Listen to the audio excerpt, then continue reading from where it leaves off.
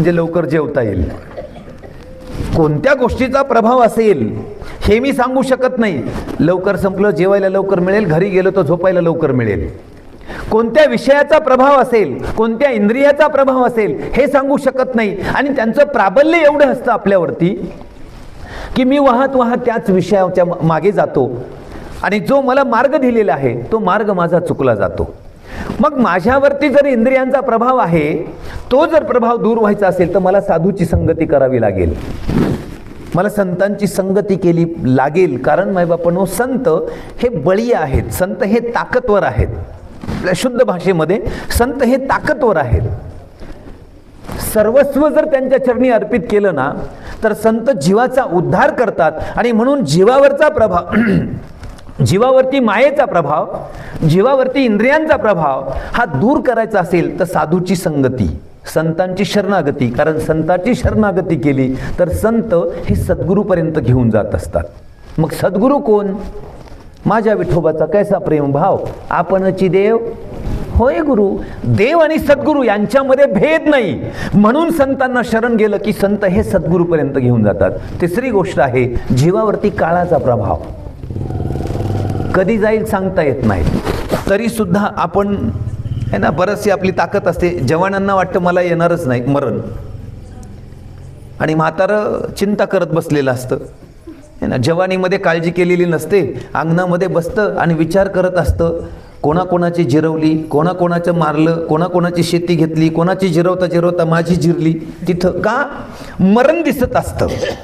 काळाचा प्रभाव आहे, तो कधी कुणावरती येईल सांगता येत नाही. आणि म्हणून काळाचा प्रभाव जर दूर करायचा असेल ना मायबापांनो, मला साधूची शरणागती करावी लागेल, मला संतांची शरणागती करावी लागेल. करत नाही आपण, ती करत नाही. विचार करता करता लक्षात येत नाही आपल्या, एक धागा सुखाचा 100 धागे दुःखाचे. जरतारी हे वस्त्र मानवा तुझी आयुष्याचे, मुकी अंगडी बालपणाची, रंगीत वसणे तारुण्याची, जीर्णशाल मग उरे शेवटी लेणे वार्धक्याचे. एक धागा सुखाचा. माझ्या जीवनात ते सुख नाही आलं पाहिजे.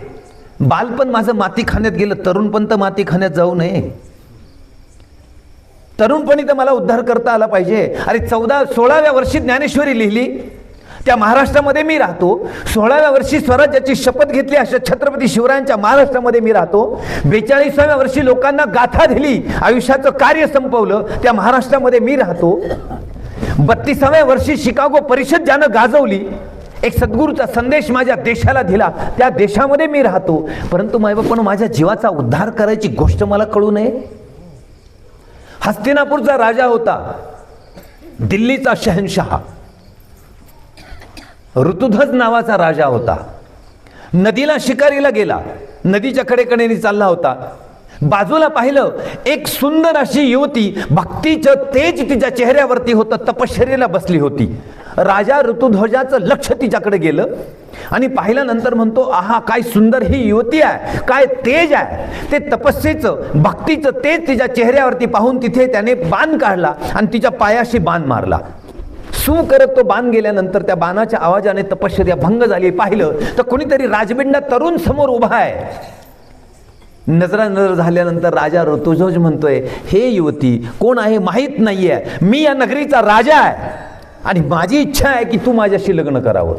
ती सांगते, बघ राजा, मी जरी तू नगरीचा राजा असेल ना, मी ध्यानधारणेसाठी आली आहे, मी तपश्चर्येसाठी आली आहे, मी भक्ती करण्यासाठी आली आहे, मला लग्न हा काही विषयच नाही आहे माझा. पण त्याने बराचसा आग्रह केल्यानंतर ती लग्नाला तयार झाली. पण माणसाच्या जीवनात म्हणून पाहिजे, माणसाच्या जीवनात आणि असला तरी चालेल, पण माणसाच्या जीवनात पण नसावा.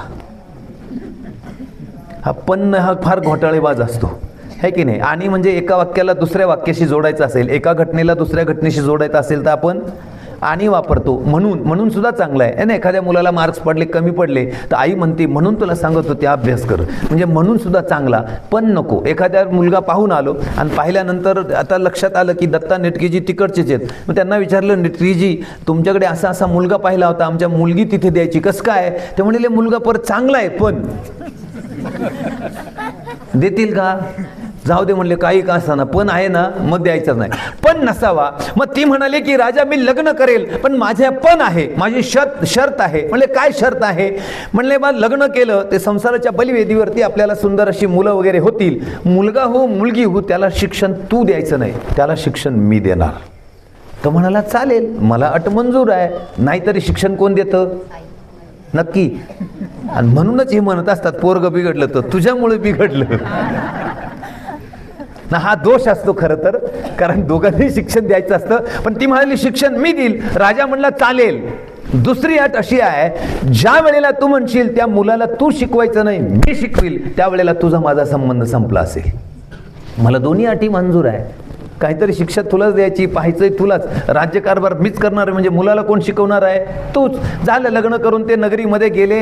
1-2 वर्षात त्यांचा मुलगा झाला. मुलगा झाल्यावरती ठरल्याप्रमाणे तिने शिकवायला सुरुवात केली. इथे बरेचसे जाणती मंडळी आहेत, लांब लांब तुम्ही ऐकत असाल. मगाशीच महात्मा वरपेजी म्हणाले काकड आरती सुरू झालेली आहे. काकड आरतीमध्ये तुम्ही कितीतरी मदालसेचे अभंग म्हणता. राजा ऋतुध्वजाची जी पत्नी होती ना, ती होती मदालसा, जिचे अनेक अभंग आहे. काकड्याच्या वेळेला अभंग म्हणतो, पाळण्यात घातलं ना त्या मुलाला, त्यावेळेला तिने अभंग सुरुवात केली होती. त्या यांनी शरीराचं वर्णन होतं. शरीराचं वर्णन ते कसं बनलेलं आहे, किती विचित्र आहे, आणि जसं विचित्र बनलेलं आहे ना तसं विचित्र संपणार आहे, ती त्याला सांगत होती. मदालसा आपल्या मुलाला. ते मूल जसं जसं मोठं होत होतं, 8 वर्षाचं झालं की आईवडिलाचं पाया पडायचं आणि हिमालयात बद्रीनाथ आश्रमामध्ये जाऊन तपश्चर्या ध्यानधारणा करायचं. कुणाची गोष्ट आहे? हस्तिनापूरच्या राजाची, ऋतुध्वजाची सांगतोय.